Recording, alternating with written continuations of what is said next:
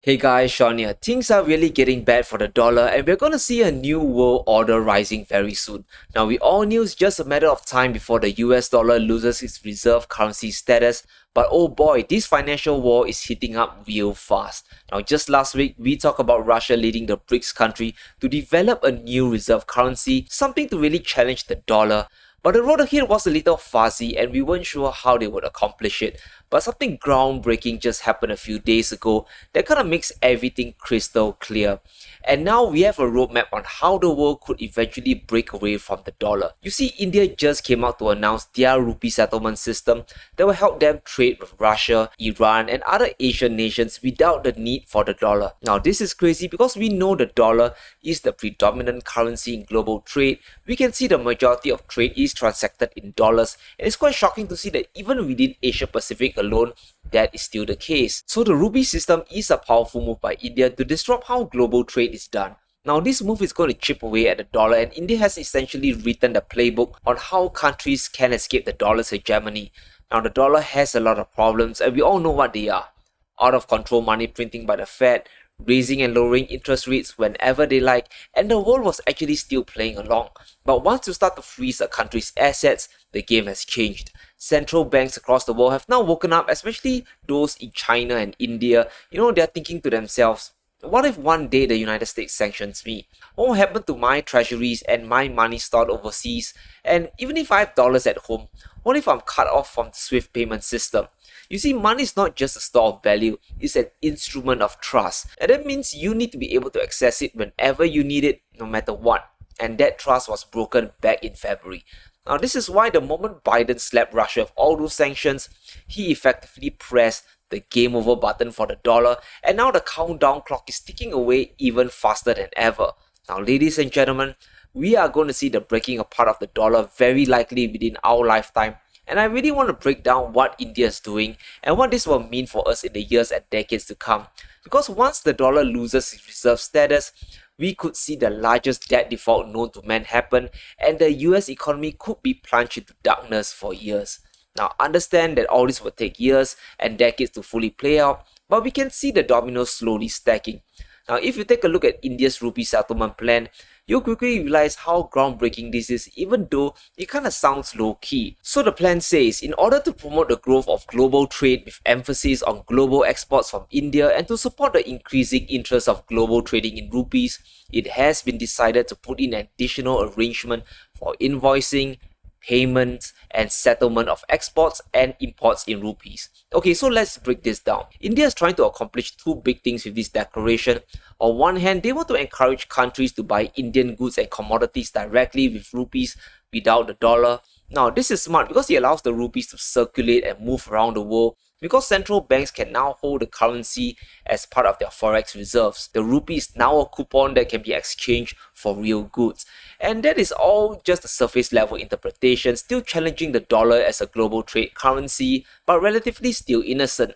But here comes the second part, which is the stroke of genius. Because it's between two trading partners, a bilateral trade, this allows India to bypass any sanctions directly and trade with countries like Russia. It will allow India to continue buying Russian commodities at a discount, because after all, they are no longer paying in US dollars. So here's how it works. Indian banks will open bank accounts in Russia and deposit some rubles there, while Russia will open bank accounts and deposit rupees there in India. Now these are called vostro accounts. It means your money in my bank. So let's say Russia sells oil to India. India can pay for the oil with rupees to Russia's bank account within India itself. The currency conversion will happen behind the scenes, and Russia will get paid in rubles at the end of the day. Now the reverse also works, right? Russia can now buy Indian goods with rubles and India will be paid in rupees. Now both sides will just need to hold each other's currencies. And this is very important because now Indian exporters get paid in rupees and Indian importers can also pay in rupees. It's seamless. There's no difference between buyers and sellers. They use their own local currency. Now let's go through how truly powerful this system is. Now the thing about the US dollar is that it practically enslaves every currency in the world. If the dollar strengthens, every other currency automatically gets devalued. And this is horrific if you are a net exporter of food and energy. You need to pay more of your local currency for dollars, and this causes higher inflation back home. So by breaking away from the dollar peg, at least with a few countries at the start, this allows India to stop the depreciation of the rupee against the dollar, which is at an all-time low. So you jack up demand for rupees, you make it more valuable, and it slides less against the dollar. And we need to understand what this means for the future. Let's say you're in China or Switzerland and you want to buy wheat from India, right? You want to import food. And in the past, you will need to go and exchange your Chinese yuan or Swiss francs for US dollars, driving its value up, and then exchanging those US dollars for Indian wheat. But now, you don't need to. If your country enters into the Rupee Settlement System, you can immediately pay yuan or francs directly for Indian commodities, bypassing the dollar. So do you see how revolutionary this is? Countries like Russia and even Iran can bypass the SWIFT ban and use their own local currencies to buy Indian goods and services. And I have a deadly feeling that this will be the game plan of the BRICS currencies to really develop their new reserve currency to challenge the dollar or the SDR. I think this is the blueprint of how China and Russia will follow suit and create their own yuan and ruble settlement system in the years ahead. Now, I think we all recognize that de-dollarization is inevitable. Since 1999, the dollar's role in central bank reserves has been dropping from 70% to under 59%. It's not going to stop. It will only get worse. I believe countries, especially the BRICS, are afraid of their dollars being taken away, and now they are taking steps to prevent this. Right now, we can see Russia forcing Europe to pay rubles for their gas. China also has been developing their own cross-border yuan settlement system, but the big difference here is that countries will need to pay using the yuan and not their own local currency. And if Russia and China really mirrors India's example, then we could really see the rise of a new reserve currency from the BRICS. Guys, we need to wake up and smell the coffee, because over the next few years, more and more people will wake up and realize, hey, we don't need the dollar anymore to buy stuff.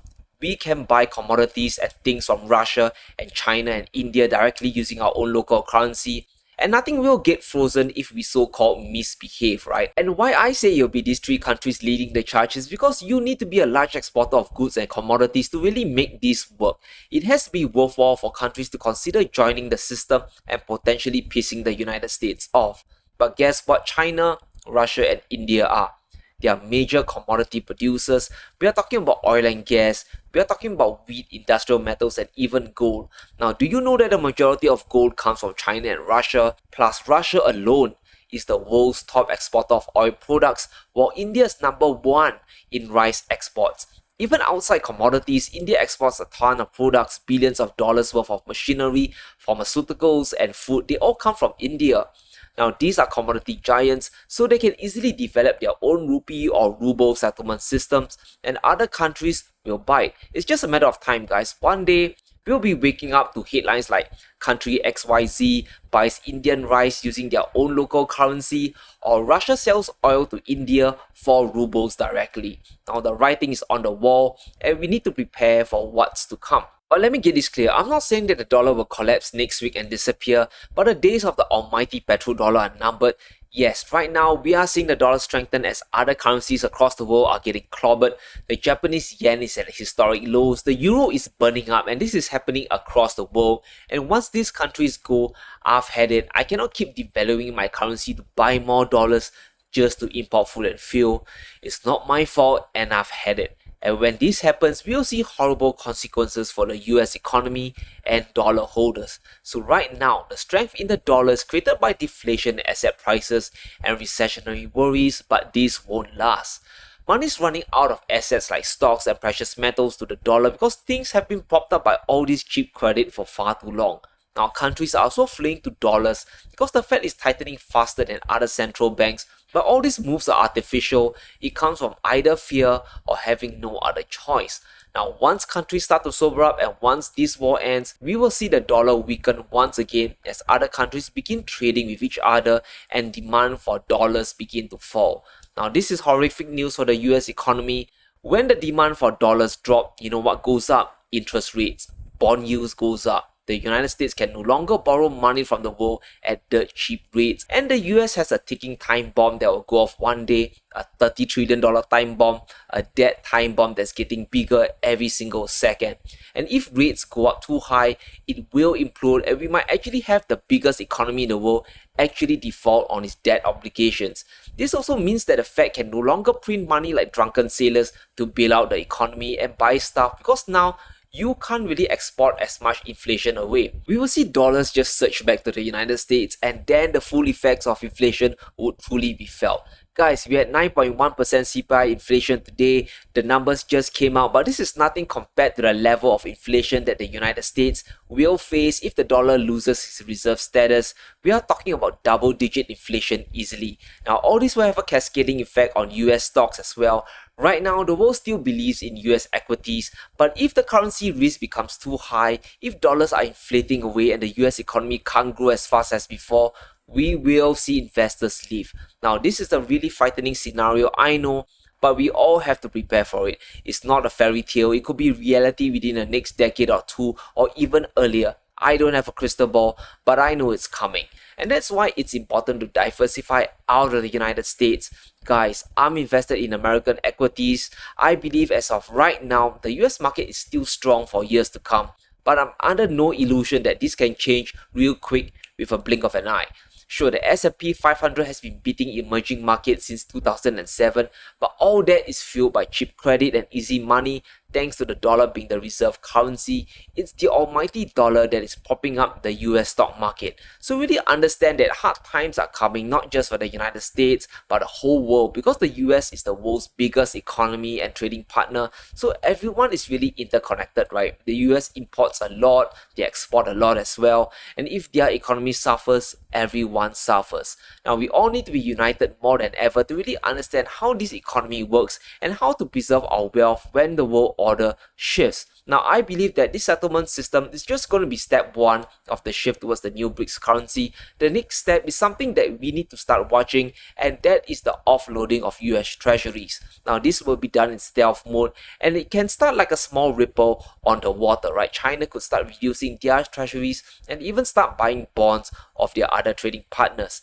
So we could see a situation where China actually sells off their US treasuries in exchange for Indian bonds denominated in rupees. They also call it masala bonds. After all, if India and China adopts the Rupee Settlement System, then China will need to hold some rupees, and they might as well just earn some interest on their rupee holdings, right? Now, we can already see China slowly offloading their treasuries since 2013, and this will only accelerate as they realize, hey, we don't need US dollars to trade with the rest of the world.